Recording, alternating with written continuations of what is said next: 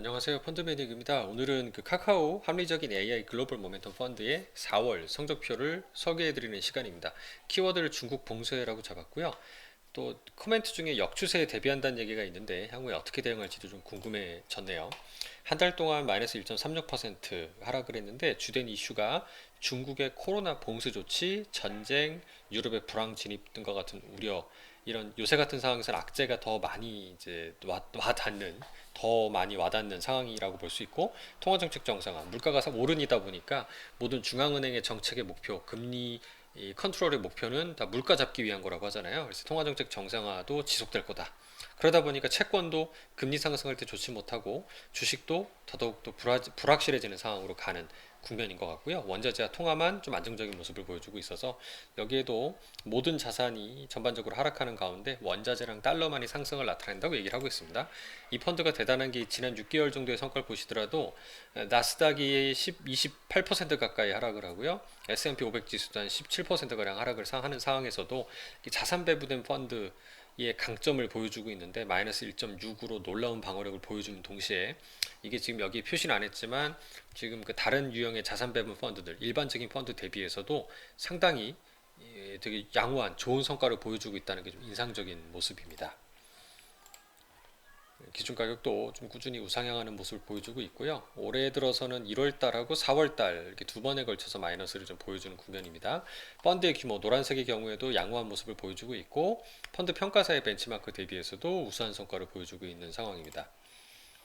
이번 달에 원자재가 한 27% 정도 차지하고 있고요. 그 다음이 주식, 그 다음 채권, 비중상으로는 이제 채권의 비중이 34.73으로 가장 높고 원자재 주식의 순으로 돼 있는데요. 지난달하고 비교를 해보면 원자재 비중이 대략 한 2.3%포인트 정도 좀 늘었죠. 파란색의 경우. 그 다음에 주식의 경우는 좀 소폭 줄었고요.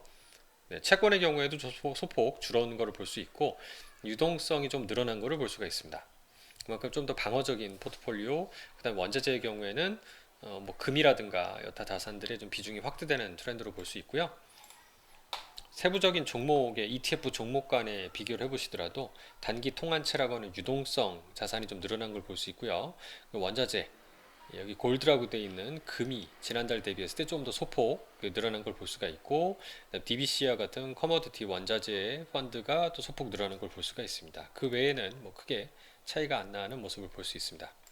코멘트를 살펴보면요, 인공지능 모델이 금리와 물가 상승 그리고 변동성 확대에 대비해서 방어적인 포트폴리오 구성한다. 이건 뭐 올해 들어서 계속 똑같은 모습인 것 같고요. 여기 볼 때 위험 자산에서 부정적 기여가 나타나서 유동성이 좀 늘었다고 볼 수 있습니다. 주식이 줄었고요. 원자재가 긍정적이고요. 안전 자산은 단기채를 제외하고 부정적이다. 아직 듀레이션을 늘리서 금리 하락하는 데 대응하기는 좀 이르다고 보는 것 같고, 달러원은 긍정적으로 기여하고 있습니다. 향후 계획을 보면 이거 어느 정도 그 과거 대비 투자 심리가 약해졌다. 그래서 악재에 좀 더 크게 반응하는 모습들을 얘기를 하고 있고요. 인플레이션이 올해 확실히 시장의 트렌드로서 오랜 기간 자리 잡고 있는 그런 정보로 얘기를 하고 있습니다. 근데 여기 흥미로운 얘기는 정상화 과정에서 나타나는 역추세 얘기인데요. 이게 이제 성과에 타격을 입히지 않도록이란 얘기는 원자재가 오를 때도 좋지만 빠질 때도 무섭게 빠질 수가 있습니다. 특히 지금 올해 그 물가 그리고 금리에 대한 걱정을 많이 하시다 보니까 이런 경우가 있을 수 있는 거죠. 제가 일전 그 동영상 중에서 채권의 가격은 금리와 반대로 간다 말씀드렸잖아요. 그래서 펀드 중에서 NH 아몬디 자산의 국채 10년 펀드 이름에 딱 10이라고 들어간 장기채 펀드가 있어요.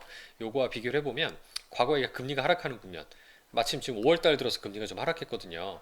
고점 대비 녹색인 미국채 10년물이 하락을 하니까, 물론 이건 국채 10년이니까 우리나라 국채 모습이긴 한데 미국과 유사하게 움직인다고 가정을 해보면 금리 하락하면서 채권 가격 상승이 큰 폭으로 한다가 나타나는 모습을 확인해 볼 수 있다는 겁니다.